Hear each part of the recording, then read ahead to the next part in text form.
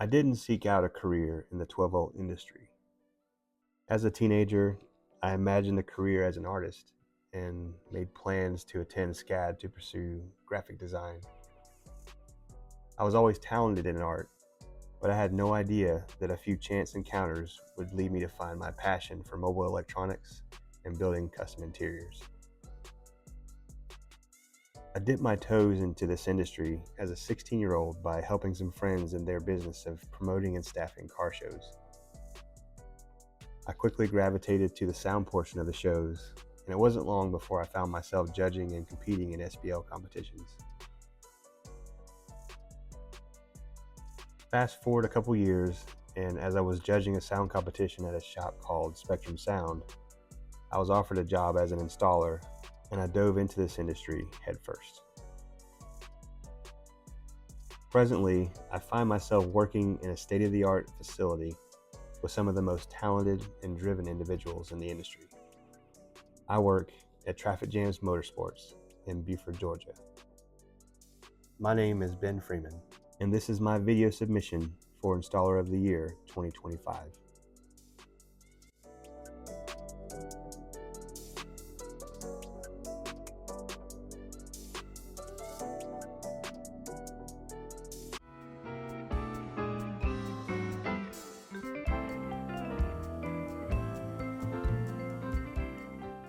Hi, my name's David Doling, and this is Between Two Subs.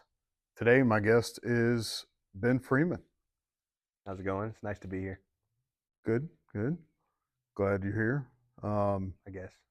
Yeah, so why are you here? My secretary says he's I'm here to plug something. plug something. Oh yeah, yeah. Usually someone's here to plug something about a book or movie or some other crud. Apparently, you're here for. I'll let you tell it. I'm up for Installer of the Year for 2025. Oh, installing what, like drywall or plumbing or something like that, or Car audio and electronics, fabrication, stuff like that. So they have an installer of the year for that? Yeah, some really talented people. Huh? Yeah. Never heard of it. So car audio and stuff. So you guys are the ones that make the these cars that keep me up all night. Drive by my windows, just apparently people love bass or something like that. Yeah, Um, maybe me or it's people like me are responsible for stuff like that. yeah, I'm You got a just problem with that? going. I do. I'm gonna add you to my list. Sounds like a personal Um, problem. well, you try getting no sleep. Um, so Look like you need some um, sleep. I do. I do. Um, thank you for noticing. Some beauty rest. Yeah, yeah. I could probably. I don't know if there's enough beauty rest in the world to save you, but yeah. So installer of the year. That's I guess a big thing for your field. Um, Yeah, I'd like to think it's so pretty cool. You know, it's prestigious. You can only win it once, so it's kind of a big deal. okay. Yeah, Yeah. maybe someone like you is just not talented enough to ever get it. Well, obviously I have talent. Where you're on my show. Yeah, Um, if you want to call this a so show. um, I'll ignore that. So you have Oh, I'm sorry. Yeah. back to Between Two Subs. Um, so you have to put a video, and apparently Do you have drinks on this show? I do. Like, Um, you treat your but guests like this, where got nothing to drink. yeah, you burn that bridge. You don't get a drink.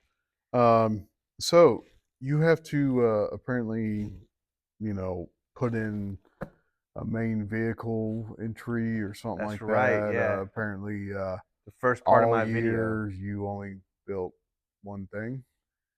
more than one thing, but the main vehicle entry is the most important part of the first section of my video submission. I have a clip for my main vehicle entry. Actually, guys, can you run the clip for my first? Excuse me, hold on a second. What are you talking about a clip? This is my show. I mean, they'll listen to me. They'll listen to me. Just run the clip. Go ahead, run the clip.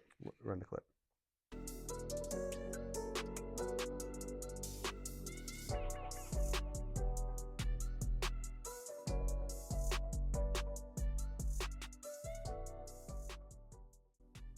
When Mike Bambick brought his F-150 to us, it had a very elaborate audio system already installed in it. He tasked us with removing the old audio system along with his interior and redesigning it with some upgrades.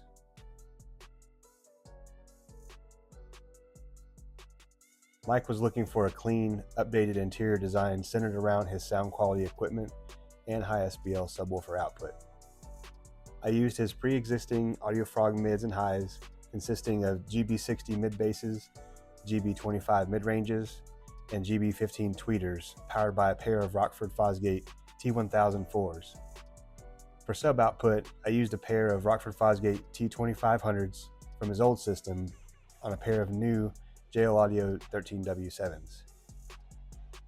Signal is provided by a Kenwood DNR 1007-XR head unit and processed by Helix DSP Ultra with a custom tune by our in-house tuning expert Biscuit.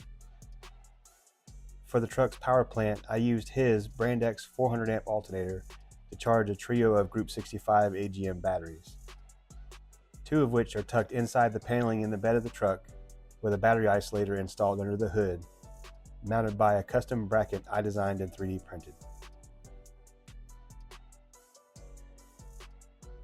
I used inspiration from the custom painted stripes and body lines outside of the truck, along with input from Mike, to design his new interior.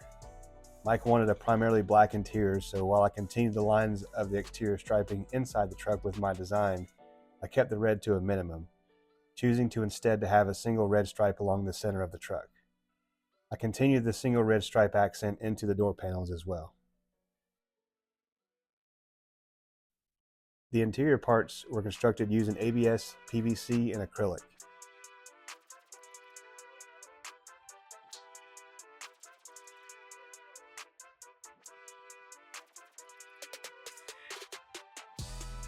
The ported enclosure was built using 3/4 inch birch. The mid-range pods, grills, and center channel mount were all CAD designed and 3D printed in ABS.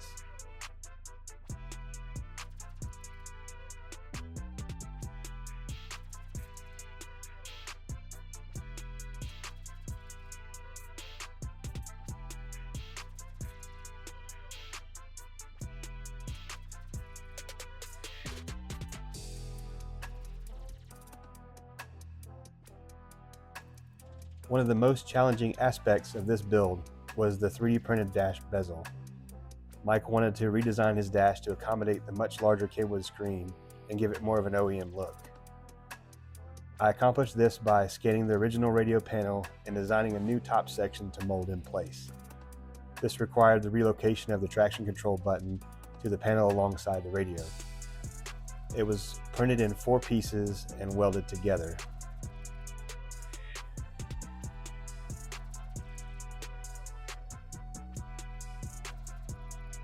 And once the new pieces were solidly in place, I bodyworked the dash and painted it satin black.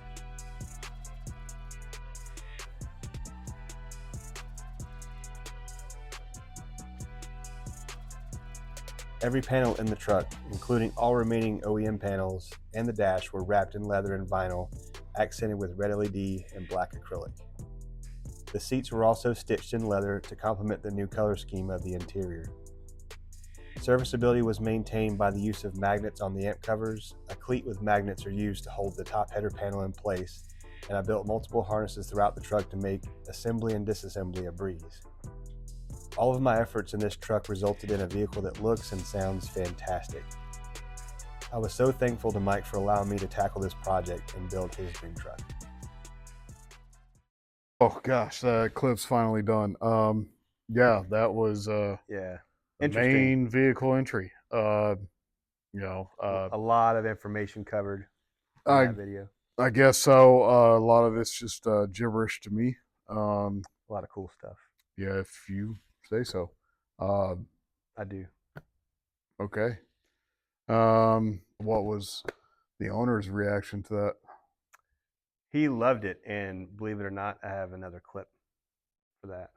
Another clip. Yeah, another clip. This one's How a many? lot longer than the last one. Oh, a lot longer. Okay. That. All right. Play the customer reaction clip. Yeah, play the clip, guys.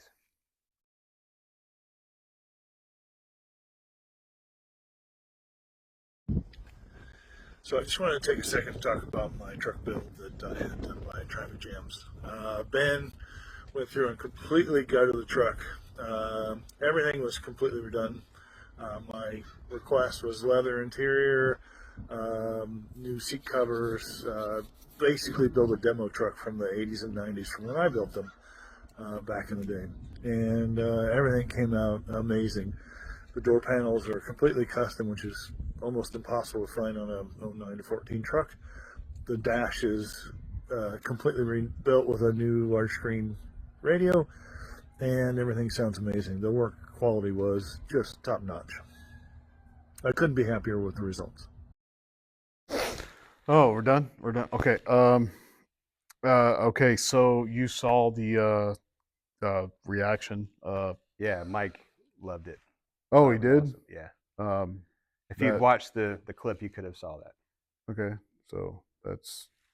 I'm glad he liked it. Real, I could care less. real professional. Yeah. Okay. Cool. Cool. So, um, apparently, you also have to talk about your installation expertise. Yeah. I didn't know that you could be an expert at this. Yeah. Doesn't seem that complicated.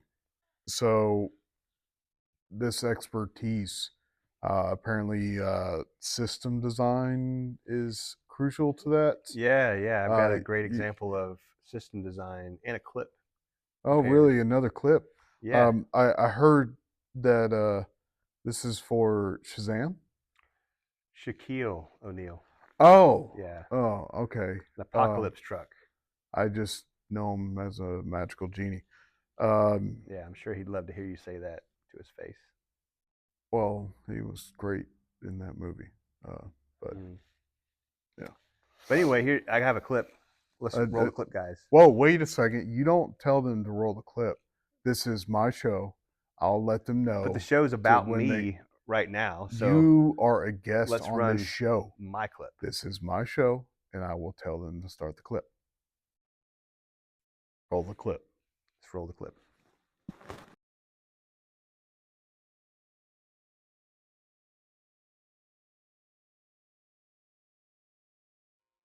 Shaq brought us this truck with only one thing in mind when it comes to the audio system: make it as loud as possible, within reason.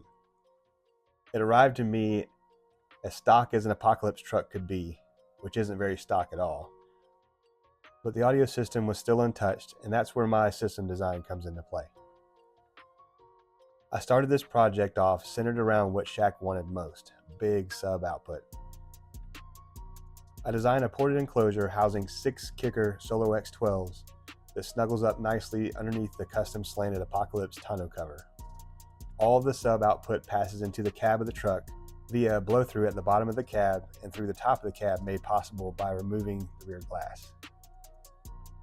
The subs are powered by 3 Sound Digital 5000.1 Evo X2s, delivering 2500 watts to each sub. In the doors, I installed 4 Kicker ST7 mid-basses and 4 Kicker ST4 tweeters. In the dashboard and the headliner, I installed an additional 4 Kicker ST4 tweeters for some extra sizzle. All of the mids and highs are powered by a pair of Sound Digital 1200.4 Evo X2 amplifiers. Signal is corrected out of the OEM radio using a Pack Audio AP4-CH42 and delivered to a Helix DSP for tuning and equalization.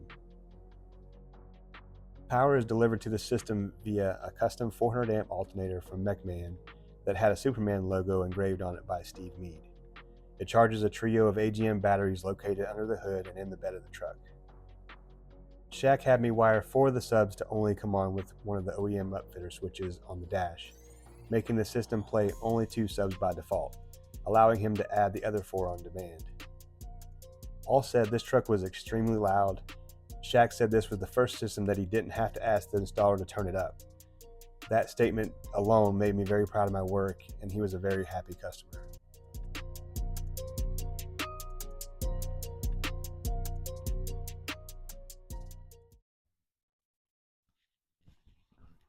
So unprofessional. Done? Yeah. Did you just flush the toilet? Yeah, that's my toilet handle. I don't touch toilet handles. You just leave it sitting right here. Yeah, it's convenient. I come back and flush the toilet. Okay, that's a little awkward. Makes perfect sense. Maybe to a lunatic. Just a really odd thing to have sitting on a table between 2 subs. Well, it makes sense to me. Moving on. Apparently, another thing that you have to get right is wiring. That it's got to be clean. Clean wiring is important. Like, you don't want dirty wiring. Is that a thing? Like dirty wire? Does it come like out of a dumpster or something like that? Preferably not. Usually it's out of an amp kit or a spool of wire. But when you install the wire, you want it to be nice and clean and neat. And so, do you wipe it down with Windex or? I mean, if it comes to that, yeah. Huh. We like to clean our wire. That's interesting. And I do have an example of clean wiring that is in a clip I brought. Another clip. How many clips did you bring?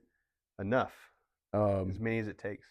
So, why are you here? Why didn't you just show the clips? I'm here to show the clips to your audience of 3 people. Well, I mean, there's got to be, what is that, your mom, your dad, and your brother that watch this show? And why I'm wasting my time on this show? I'll have you know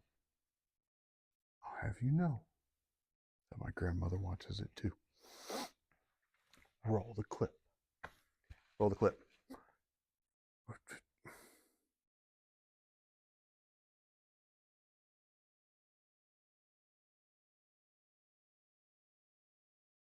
For my first example of clean wiring, we're going to check out an amp rack that I built and wired in a 2023 Ram TRX. The amp rack features 2 Mosconi Pro 530s, a Mosconi Pro 210, a Helix DSP Ultra, and 2 passive crossovers. I wired the Mosconi Pro 530s active to the Focal Utopia M mids and tweeters in the front of the truck, Utopia 3.5 WM center channel, and to the passive crossovers for the Focal K2 rear components. The 5th channel of both 530s were wired to a pair of Utopia 10WM woofers that are housed in an enclosure that I built to match the truck's interior. The Mosconi Pro 210 was dedicated solely to the Utopia 6WM mid-basses. The amp rack was wired using JL cables and JL Core Series RCAs. The wiring passes through openings in the amp board and is terminated at the amplifiers with crimp ferrules. For serviceability, all speaker cables and RCAs were labeled and a fuse distribution block mounted in an easily accessible portion of the board. For my second example of clean wiring, let's take a quick look at a display board I built for our showroom. This board features characteristics of a typical amp board installation. It has a couple amplifiers, a DSP, and a mock-up of a factory amplifier integration. This has been a useful selling tool for our showroom and a good example of the quality of work we put into every installation.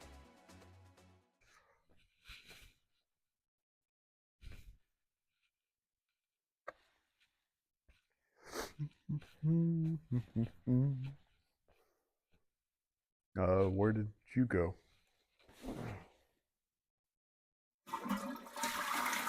You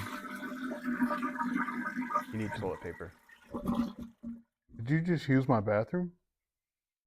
Oh, yeah, and I hope that just flushed. you used my bathroom. I I I mean, I'm not allowed to use it. I have that so that I'm the only one that touches my handle. It's just really weird to have a toilet with no flush handle in the bathroom. Yeah, because It's like a it's psycho would do that. just for me. So this is my that nobody else touches is germs, and now I have to get a new button. Okay. Can you guys get me a new button, please? Yeah, yeah. He touched my button. Thank you. All right, moving on.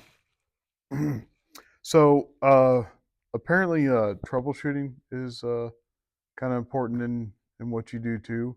Yeah. Apparently, you guys, have a lot of problems. Well, we fix problems. Oh, fix Yeah. problems. We encounter problems and we fix them.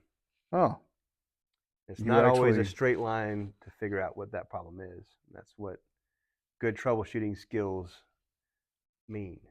I mean, it's troubleshooting. I mean, it doesn't work, then you know, Fix it. it doesn't sound that Yeah. hard. Well, I can show you a good example of troubleshooting. Oh, can you? Because you have another clip. Yeah, I have a clip. Of course, you have another clip. Well, awesome, awesome. Just Yeah. roll the next clip. Yeah, guys, let's roll the clip. Don't listen to him. You roll the clip when I say to roll the clip. Don't start. Don't. Yeah. Okay. Okay. Okay. Yeah, that one. Yeah, let's roll that clip.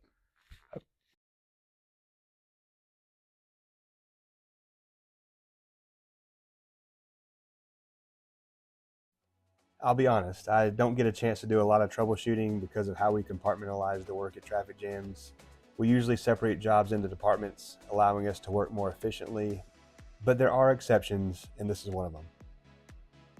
I did some work on this Bentley last year, and today it was back because the soft close feature wasn't working on the driver's door. My plan of action after first checking the fuses was to remove the door panel, inspect the door module, the soft close motor, its cable, and finally the micro switch inside the latch, all of which are necessary for the soft close function to work. After removing the door panel and doing a quick visual inspection, I checked the door module for loose connections, pins, abrasions on the harnesses, and there was nothing, no signs of damage or loose connections there. So I proceeded to remove the soft close motor, inspect that and the cable. With the motor removed from the door, I actuated the door latch manually to check the function of the internal micro switch and to see if the motor would activate, and it did. Reaching into the door and following the cable with my hands, I discovered the cable had in fact been broken at the latch and needed to be replaced. After ordering a replacement cable, this Bentley was ready to soft close again. All in all, this was a simple troubleshooting job, but dang, I don't have much to work with. What is going on? This is my show, and he's just coming on here, and he's bringing all these clips, just undoing everything that I built here. I have a huge market share of 4 people.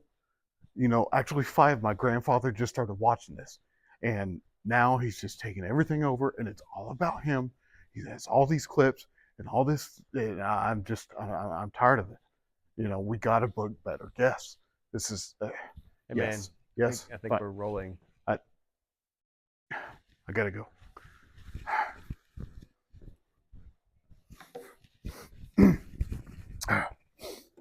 Yes.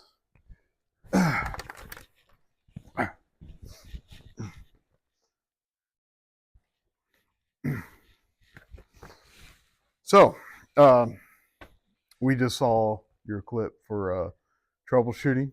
Yeah. Nice, interesting clip. Oh, you watched that one? Yeah, I watched it. I couldn't tell. I did. Worked It really was hard on that clip. you did. It showed. So apparently, fabrication is something you guys do. Like they call you fab guys. Yeah. Like, is it because you guys are like the rock stars that you're fabulous? No, it stands for fabrication, not fabulous. I think fabulous is better. I think you should go I with mean, fabulous. fabrication is fabulous. It's exciting. To Some of the you, coolest it's things we do is fabrication related. Oh, I guess you think it's exciting. Yeah. Huh. Okay. And apparently you probably brought another clip. Oh yeah, I've got a clip. So roll the clip. Roll the clip. I don't stop looking at him. Look at me.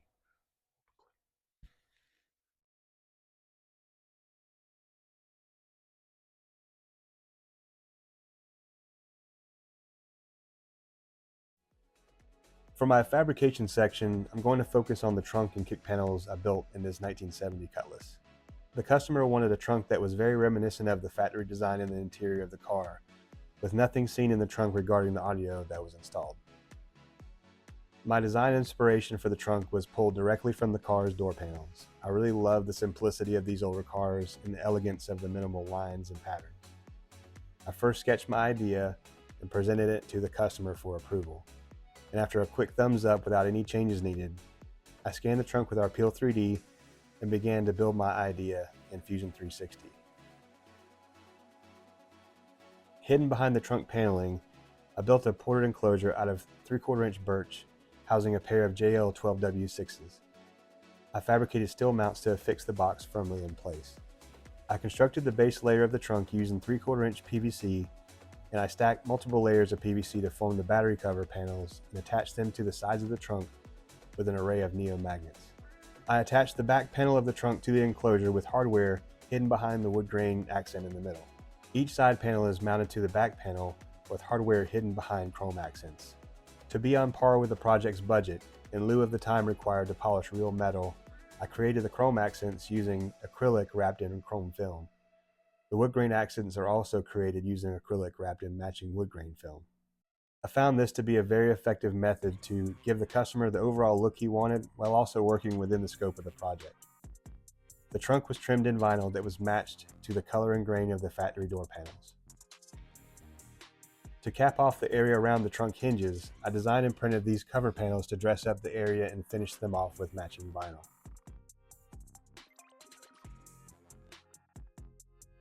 I fabricated a pair of kick panels to house a set of Morel Virtus Nano carbon 3-way components. The design for the kick panel was limited by space, but included a chrome and wood grain accent to tie in the factory materials.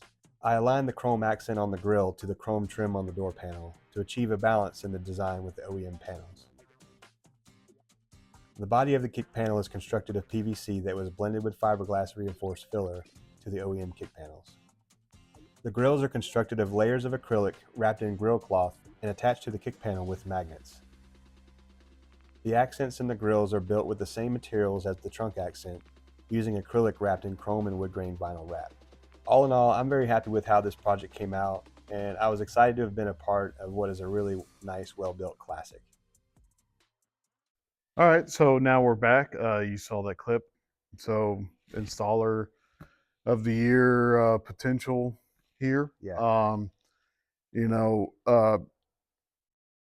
You brought plenty of clips for us to watch. Would you like to see some more clips? No, I'm quite fine with the clips. You've brought enough clips. You guys want another clip? One thing I'm kind of curious on is no, they don't want to see another clip.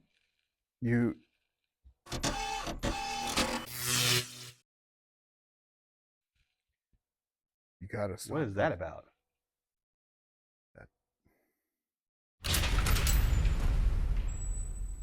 You got issues. Leave it alone. So, issues. Yeah. So, installer of the year, apparently it takes someone amazing to win this. Yeah. And obviously, Anybody on the you know, list is what I've deserving. seen is I guess it's pretty good for what you do. It's almost too good. I think you've had some outside help. I notice you're a ginger. Oh, Yeah. And you know what they say, uh, that no souls. I think you sold your soul to be as good yeah. as you are at whatever it is Seriously, you do. ginger jokes. Yeah. Um, That's what Ginger we're jokes. doing I now. think your This is soul is what you've this come and is done to my show. Um, really unprofessional. it's been very You know, unprofessional. we had You've talked about destroyed this what's a before good the thing, show, and we weren't going to and do low you blows ginger jokes. yeah. Well, This I'm you've done. made my I'm done. show You can keep it. horrible. You can Yeah, keep it. I'll keep it. I'll keep it. You walk away. This is my show. Roll that clip. I'm taking the button. What the? He took.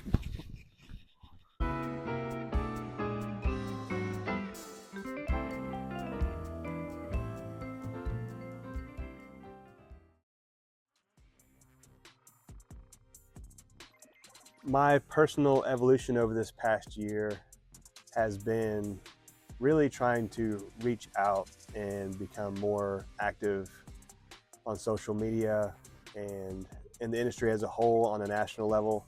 I've always been really active here locally in Georgia, but on a national scale, I've always just kind of kept to myself or in my little region.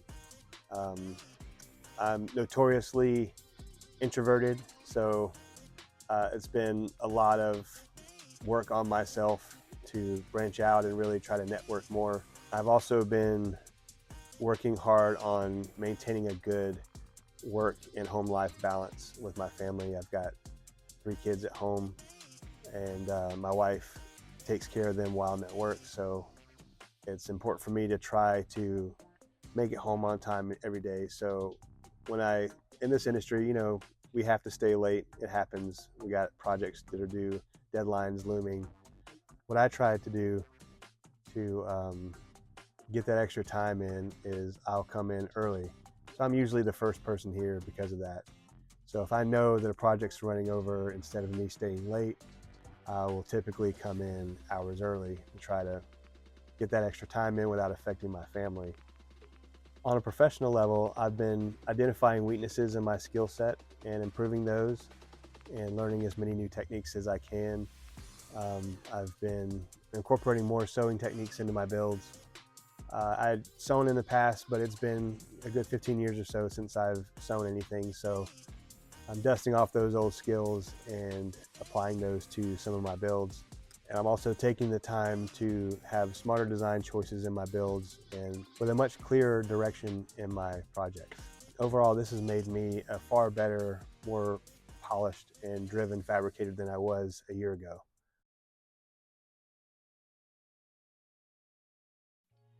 I've always made it a priority to have as many skills related to the automotive industry as possible. And I've been fortunate to have worked in a variety of environments throughout my career that have been conducive to that goal. I have proficient knowledge and skills in the areas of MIG and TIG welding, painting, upholstery, suspension and chassis, interior fabrication, metal shaping, composites, cabinetry, tinting, wheel and tire, sewing, CAD design, graphic design, engine swaps, restorations, security, electrical, integration, DSP tuning, wiring, performance, system design, mechanical, and exhaust. My position at Traffic Jams encompasses all of these skills, and I continue to grow my knowledge base and push myself to learn new things on a daily basis. Over the past year, my specific skill focus has been in 3 areas: advanced upholstery techniques involving seat construction, foam shaping, and sewing, refining my 3D modeling techniques to be more efficient during the design phase of my builds, and interior lighting to have more effective and exciting lighting effects in my projects. I've also in the past year studied and passed my MECB Expert Certification exam. I'm a huge advocate for the certification program, and I regularly encourage others to get certified. In 2025, my plans are to dive into ASC certifications, software engineering, Arduinos, and Linux programming. Heading into 2025, I find myself motivated by my recent achievements of MECB Expert and the level of proficiency I've been able to achieve in my fabrication techniques in Fusion 360. I plan to leverage the momentum I've built and use it to further my automotive education in the ASC program.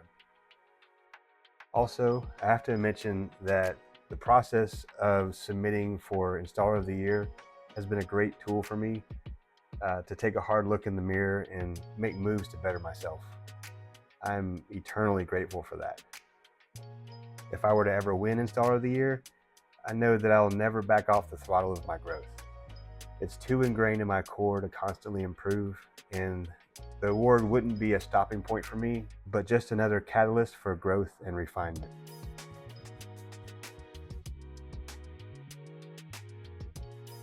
My role within Traffic Jams is primarily a designer and fabricator, but I do bounce around to different departments from time to time, assisting in various projects involving mechanical, radar and laser jammers, metal fabrication and suspension, things like that. I add value to my fellow employees by being a team player, eager to help, and by having a consistently positive attitude. Morale is very important to me. It only takes one sour attitude to cascade through the shop and shift everyone's mood for the worse. So when I see someone who has a bad attitude, I do my best to mitigate the situation and help if I can. Some patience and a good listening ear go a long way. I also took the time to ask some of my coworkers to describe in their own words what my role in the shop is, and I got some interesting answers.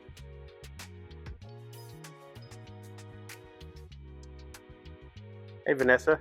Hey, Ben. Hey, you think you can describe what my role in the shop is? Well, I want to say you're like smart here. You love fabricating. Something that I always see you doing when I go back there and bombard you, like you just bombarded me with the camera, is that fabrication. So I see you as a fabricator. Okay, awesome. Thank you. You're welcome. Hey, Omar. Hey, how you doing, Ben? Hey, do you think you can describe my role in the shop? Of course.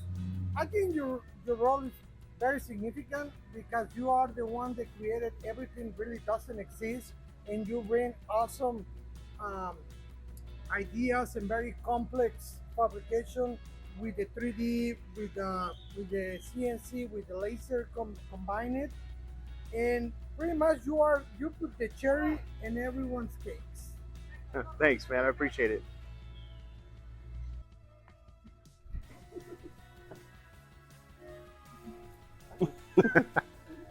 Hey, Biscuit. Hey, Ben. Hey, can you describe for me what my role in the shop is? Your role in this shop is to be a badass fabricator. That's why you were hired. That's why you were hired, and to this day, you have done nothing but prove me right. Thanks, man. I appreciate it. Hey, David. David, can I ask you a question real quick? Damn it, David. Where y'all going?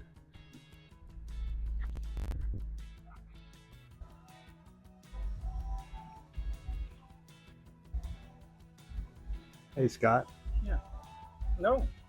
Hey. What do you think about now? I have to say he's really awesome. Yeah, I thought so. Team player. Definitely awesome. Top notch. I appreciate your honest opinion. Awesome. Yeah, completely unbiased. No. Hey. Hey. Thanks, man. Hey, David. Hey, let me ask you a question.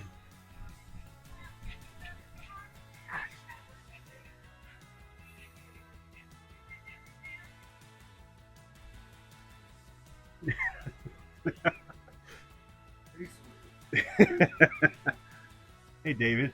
Why'd I even come over? You think you can describe what my role in the shop is? Your role.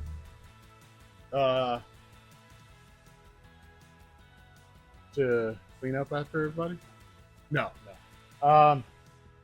Role would be fabrication. Definitely, big projects, major systems, custom anything, whether it's welding, MDF, PVC, any type of material,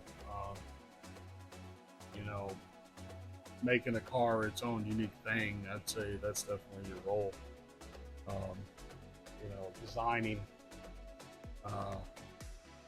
cars, making them sound good and look good. You know, that's what you provide us. All right, thanks, man.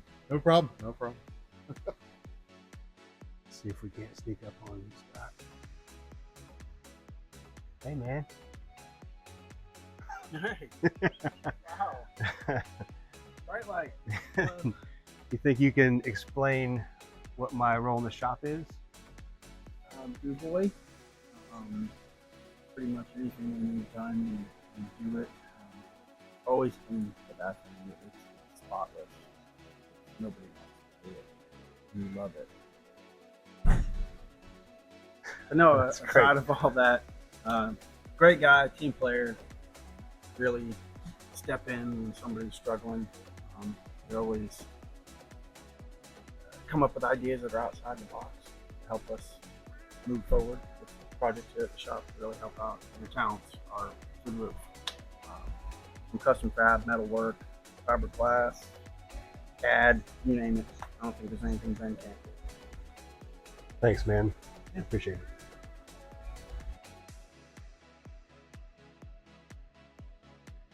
One of the things I participate in most here locally in Georgia is car shows. I think it's a good way to keep my finger on the pulse of the local car community, what people are doing to their cars, networking and developing relationships with clients. I also attend local product trainings and from time to time hold trainings of my own to help other installers. I cover topics such as basic fabrication, enclosure design, CAD design, and I consistently get calls from other installers in my area for support and troubleshooting help. On a larger scale, this past year I attended Knowledge Fest and MasterTech for the first time, and it really opened my eyes to the larger picture of this industry outside of Georgia. The knowledge I gained from those experiences and the networking I did with fellow professionals was invaluable. I'm not sure I could say this yet, but sorry, Dean. Early next year, I'm competing in the Clean Wire Challenge at MasterTech. I'm super honored and excited to have been chosen to participate. I think it's a wonderful way for us as installers to showcase our skills while also learning from one another. In the future, I hope to participate in more trainings as an instructor and give back to the industry that has given me so much.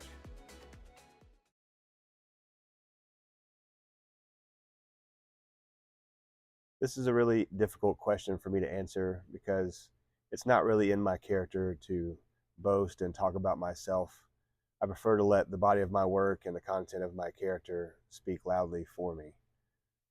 So I feel a little bit pretentious trying to do this, but I will say that I don't consider myself above or better than anyone else in the top 12. All of these people have spent their careers in the same industry that I have, and I have nothing but the utmost respect for all of them. I love this industry. I've been in it 26 years. Every one of those years I've improved and refined myself to be better, a better installer, a better person, a better coworker, a better employee. I've been involved with many aspects of this industry as a consumer, a technician, an owner, a business partner, you name it. So I've seen many facets of this industry and been involved intimately with all of them.